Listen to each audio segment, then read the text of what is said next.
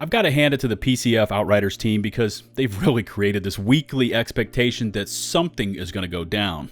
We, the players, have probably not had any input into these mysterious changes. The patch itself probably hasn't been tested or was partially tested, so that only portions of the changes actually work correctly, but in the end, come hell or high water, something is going to happen. And so yesterday rolls around. Out of nowhere, we get this notice over on Twitter that our weekly grab bag is about to go live in an hour, and the community starts collectively holding its breath. Welcome back to another Outriders upload. I'm LtBuzzLitebeer, and we've got a lot to discuss after yesterday's latest update for Outriders went live. We've got buffs galore, the long-awaited, heavily hyped player appreciation package, and a bunch of questions that are now in the front of our minds. But before we begin this video, in case you aren't yet a sub, you know how to smash that sub button, and don't forget to ring the notifications bell to never miss a future upload from my channel. Here we go.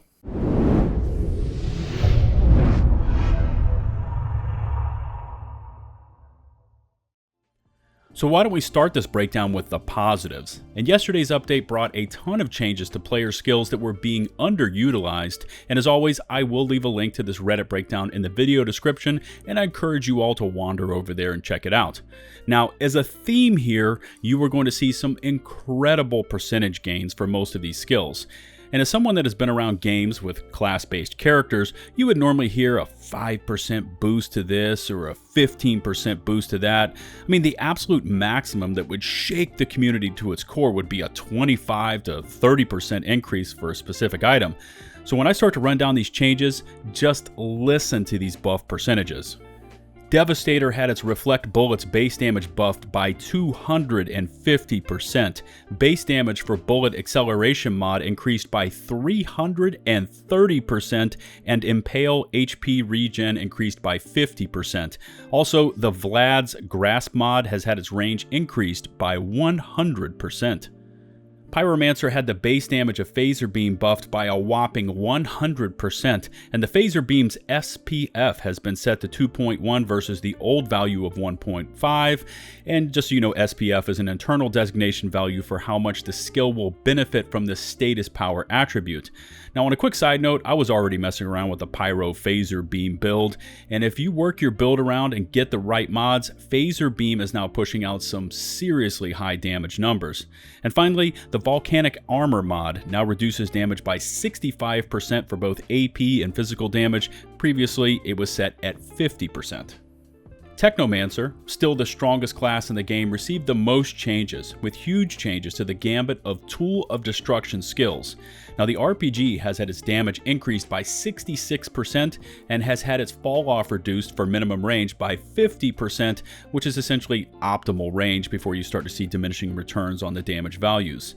The Demolition Man mod has seen its base damage value nearly doubled from 35 to 65, but Techno isn't done yet.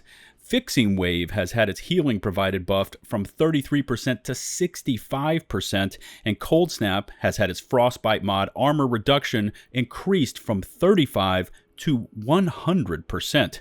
Ice Ice Baby also received a 300% base damage dealt increase, and finally the Freeze Turret has had a 10 unit increase in duration from 20 now up to 30. And finally, Trickster received changes to Borrowed Time, with the Aggressive Teleportation mod being increased by 111%, from 45 to 95 base damage values. Hunt the Prey also received some love with a 100% increase to the Backstabber mod base damage dealt, and Temporal Slice base damage dealt by Strong Slice has been increased by 71%, from 17.5 to 30 base damage levels. Once again, the full details and a more in-depth explanation are available in this full write-up over on Reddit. Now, taking a 30,000-foot view, and at first glance, the changes seem to be positive, but this is a baby step in terms of all that is needed. But hey, at least we seem to be headed in a forward direction with this one.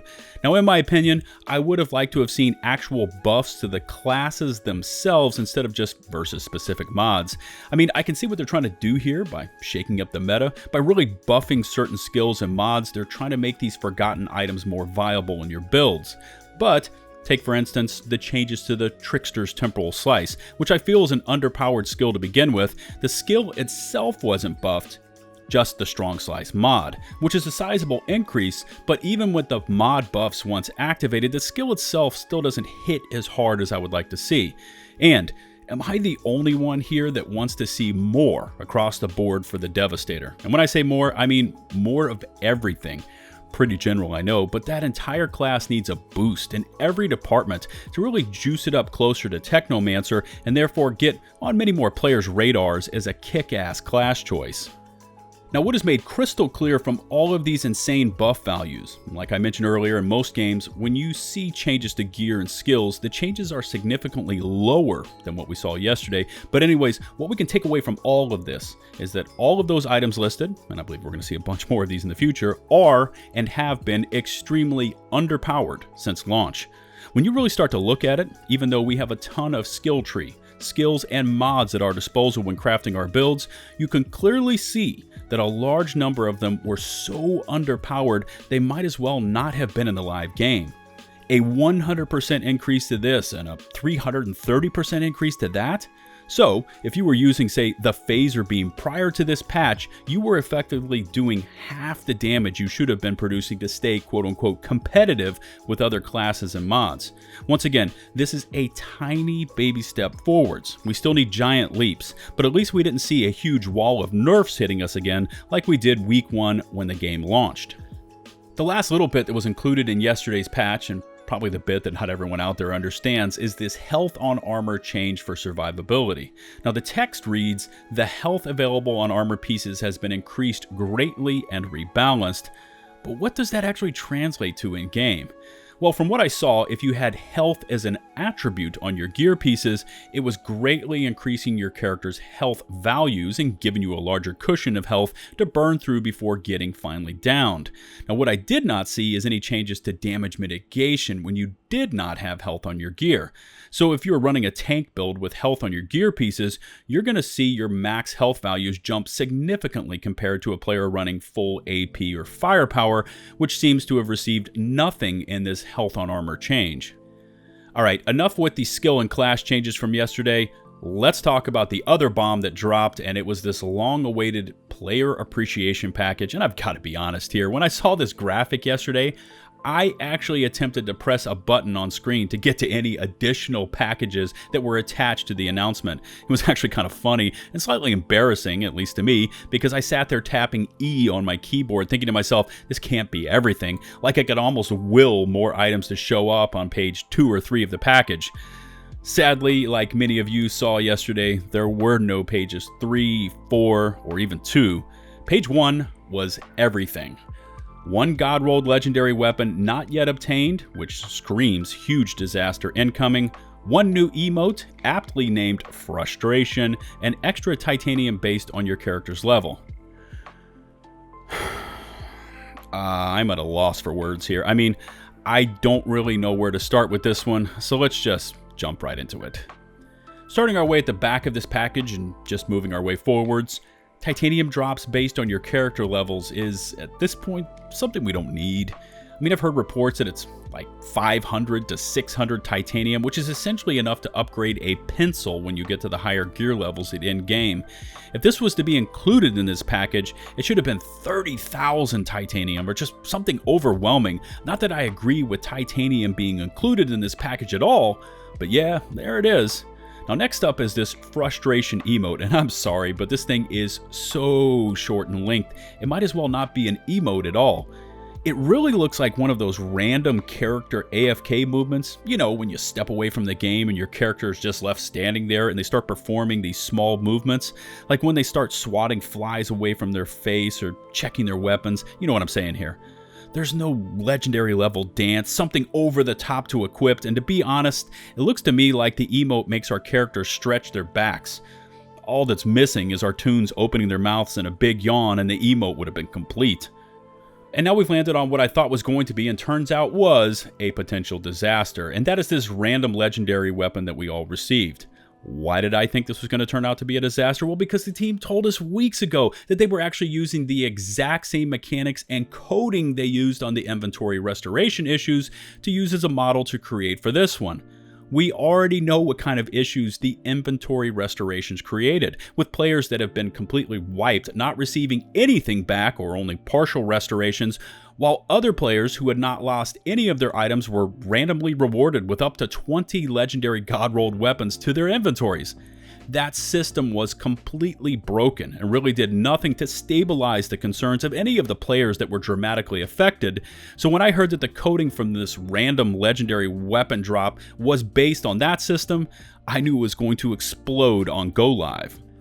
Reddit has essentially turned into one big rage fest and meme factory on the Outriders thread, with all sorts of posts aimed at how failed this mechanic turned out to be. There are posts from players that received nothing, despite having room in their stashes.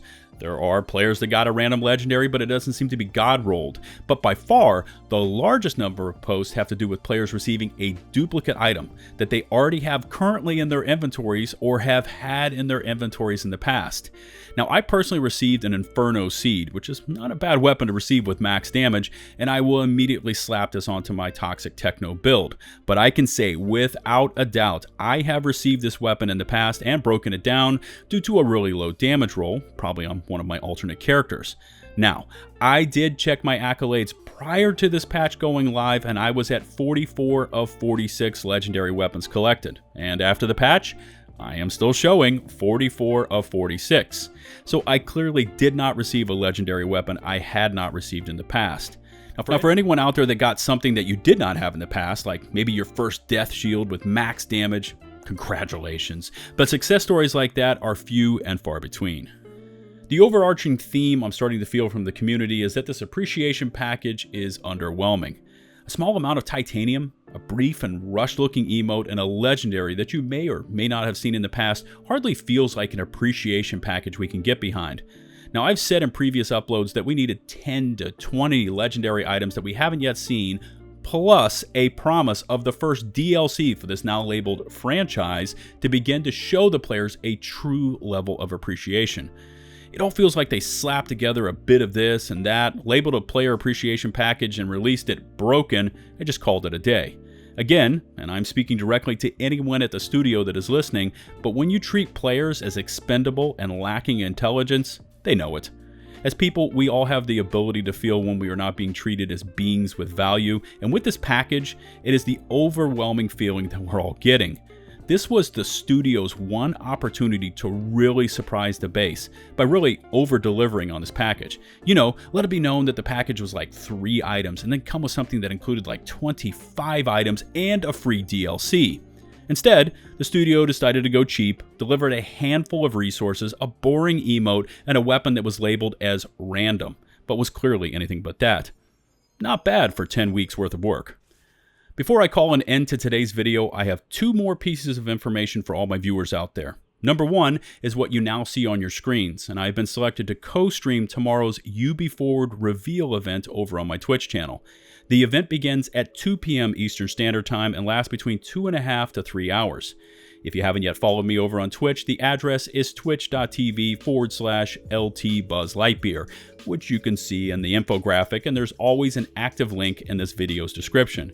This is a really cool opportunity to be selected to do this, and I wanted to invite all of you, my subs, my support group, to this event. Without all of you and the support you've shown me over the years, none of this would be possible. Now, during the event, we will be seeing upcoming content, new releases, and all sorts of players featured, along with interviews and a whole lot more. Also, my Twitch channel will have Twitch drops enabled, so as you view, you will earn items to unlock and equip in certain Ubisoft games. Also, I will have free game codes as giveaways. That's right, absolutely free, and I plan on chipping in some merch store credits, gift card giveaways, and subs for community competitions. It would mean the world to me if you can attend, as the more viewers we have in the stream, the more exposure our entire family receives, and you are a part of that family. Also, and in case you didn't know, to view the Twitch stream, it's absolutely free, and you don't need to be a Twitch subscriber to view it. Just pop on in and enjoy the chill vibes is all you need to do. And finally, like I do in every Outriders video, I again wanted to invite you all to join my community Discord server. Just check in this video description, click on the open invite link, accept those rules, and you're in. Now once there, one of our team of mods will get you pointed in the right direction. And we've got channels for Outriders tips and tricks, builds, artwork, and the ever popular LFG, or looking for group areas. Don't wait for a broken matchmaker to place you into a group after a 30-minute wait along with a player who's probably already AFK. Join my Discord and you can post what it is you need and be in a group, on mics, crushing your chosen Outriders content in a matter of minutes. Maybe you need a hard carry, want to theory craft a new build concept, or just looking for other min-max level players to crush Eye of the Storm or CT15 content. Well, in my Discord, we've got all of that covered for you and more. As always, I look forward to reading your feedback in the comments section below. Don't forget to smash that sub button for more intensive Outriders content, and don't forget to ring the bell to receive all future upload notifications from my channel. If you could take the time to rate and or share the video, it would be greatly appreciated. Don't forget to find and follow me on Twitch, especially for that UB Forward co-stream event. Join my aforementioned community Discord server for all things Outriders, and follow me over on Twitter, posting on most things gaming related. Links for all three of these platforms in this video description. Until the next one, this is LtBuzzLitebeer, signing off.